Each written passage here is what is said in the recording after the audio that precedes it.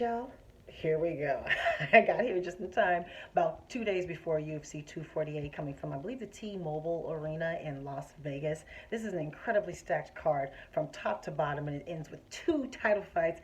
Let's go ahead and get into it. I'm actually only going to do the main card, but please look out for more predictions because, again, the undercard, the prelims on this one are incredibly stacked as well. So, first up, though, on the main card, I'm choosing Alex Cowboy Oliveira to beat Max Griffin. Great way to open the card. I am choosing, I keep always blanking up here, Mr. Neil Magny to beat Li Jing Liang, although that one I'm kind of going back and forth on.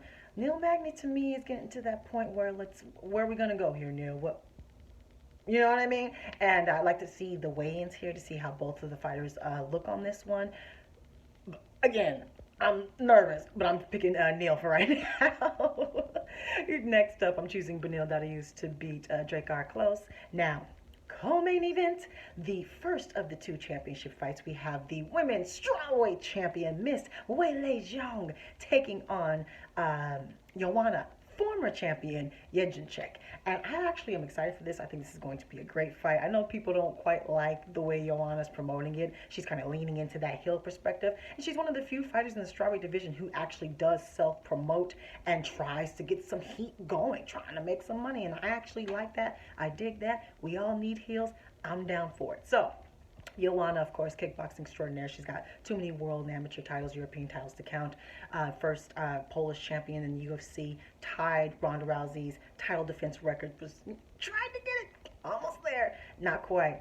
Joanna, of course, she is about 2 inches taller than Weili. She has about a 2-3 inch reach advantage with the hands and with the feet, and she does fight long, and she's going to have to do all of that in this fight right away from the beginning because Weili is a beast. She's strong, and I actually have no doubt that she's going to be physically stronger than Joanna and more powerful with her. At least her punches. We'll see how the kicks go.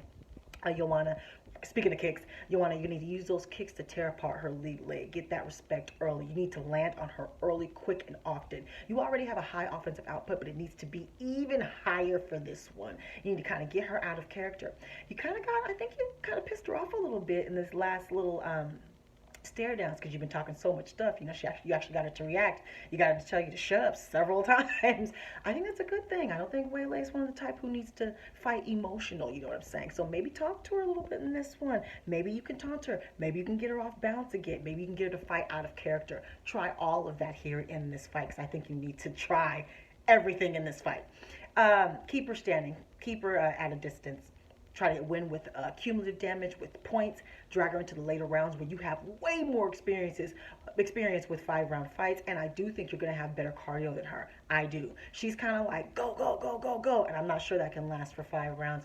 Just not sure she's been tested like that, so you need to drag her into the later rounds. Maybe you can find something with a head kick knockout, or if you do find a submission, or somehow you do get her off and you can tat her up with a combination and get a TKO or something like that, of course, go for it if you see it. But I do think that you should try to drag her into the later rounds where I do think you'll have the advantage. I think she'll start to slow down, and I do believe that you can start to really point your way to a victory there, possibly get a finish later on in the fight. Weili, again, I think no doubt you're physically stronger than her. You'll have to get inside of that range. Be careful about it. You don't want to run into a shot and knock yourself out with your own momentum, with your powerful self. The way you ran through Jessica. Okay, so she's primarily a wrestler. Started off with something called, I know I'm going to butcher all these names, I'm so sorry, Sanda. It is a self-defense art that turned into an actual combat sport. It's actual like a league. It was an athlete in this league, in this sport, combat sport. Also, Sean Jai. Again, I'm so sorry, which is described as fast wrestling, Chinese wrestling, fast wrestling, grappling wrestling, combat wrestling. So that's where you see all that power comes from. You know, wrestling, of course, produces a type of power that we don't see from other arts, and you see it with Weili. She's a little bit shorter, a bit not as long, but she is noticeably thicker than Joanna's. Like her shoulders and her arms. She's got like action figure arms. Nice thick thighs. You can see that she looks powerful. So get inside of that range. Be careful about it. Do not telegraph your takedowns, which you don't really do. I'm more concerned with you being too willing to take punishment to try to get close to her. Cover up, protect yourself, Be smart about it, but you get your hands on her. Get your hands on her, get in close with the dirty boxing, push her up against the cage. She's not easy to take down. We're going to need some knees to the thighs, punches to the thighs, try to weaken them legs, weigh on those arms, try to soften her up before you go for the takedown, unless you're so powerful that you can just take her down. And if that's the case, then you really have an advantage on the ground. But either way, I do think you need to get in close. Again, you're more powerful with your hands. So if you're finding that something's working with your stand-up game, you can do that as well. I think this fight can end in round 1, or we could see a 5-round decision that goes either way. I think it can end on the ground, standing up. I think it's going to be competitive, and I think it's going to be a great fight. I think it's going to be very, very exciting. And I'm excited for it. I'm going to stick with the champ on this one. But we'll see. All right. Main event. And we're seeing the UFC middleweight champion, middleweight champion, Mr. Israel, the last style bender, Adesanya. Okay.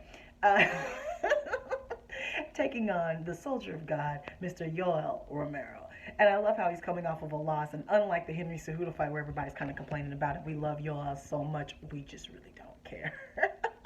He misses weight for title shots. We don't care. We just love him so much. He needs his own reality show. I always say that. He needs his own reality show. Now, so Yoel Romero, Paulo Costa is hurt. That's why it's not him. It would have been him. He's hurt. All right? So it's Yoel Romero. He is a world gold medalist in freestyle wrestling. He is an Olympic silver medalist, freestyle wrestling. He is extremely powerful. Looks like an action figure.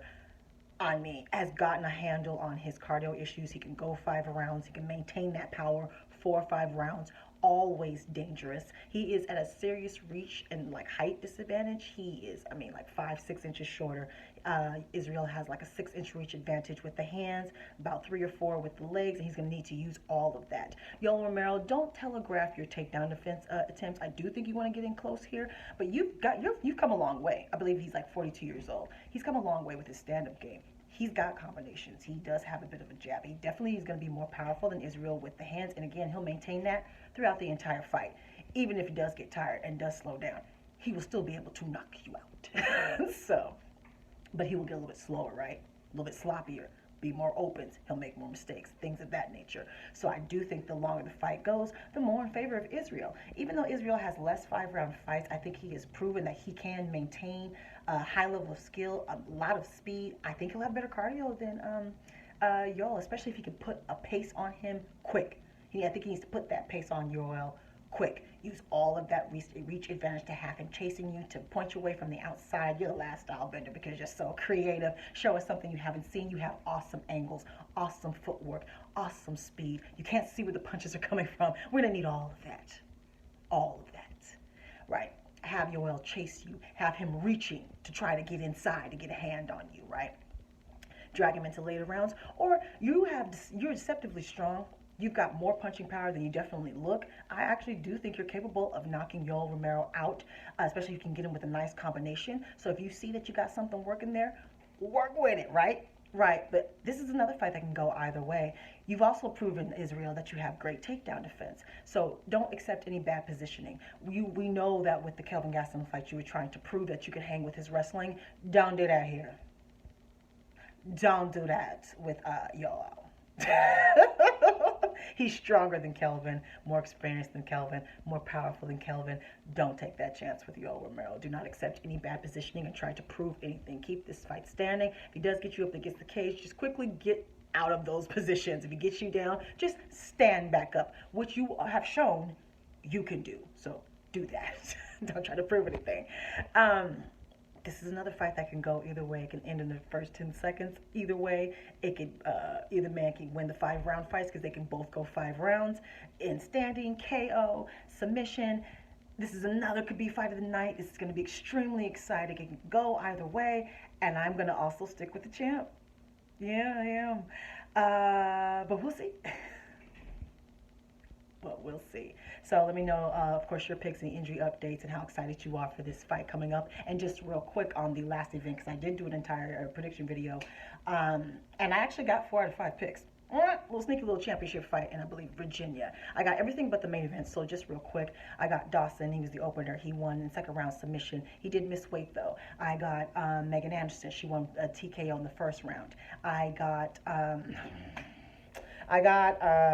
Anka Live, except for it was the worst ref stoppage in the world. I'm sure you've already seen the footage, 38 seconds in. Kutalaba seemed to be playing possum, and even if he was hurt, he was still actively fighting back. Period, point blank. Shouldn't have been stopped. Should happen again. So I'm not even going to ask who you think should Ankalaev should fight next, because I think he should fight Kutalaba next. I got my Felicia Spencer. She won in the first round TKO, and she is fighting Amanda Nunes.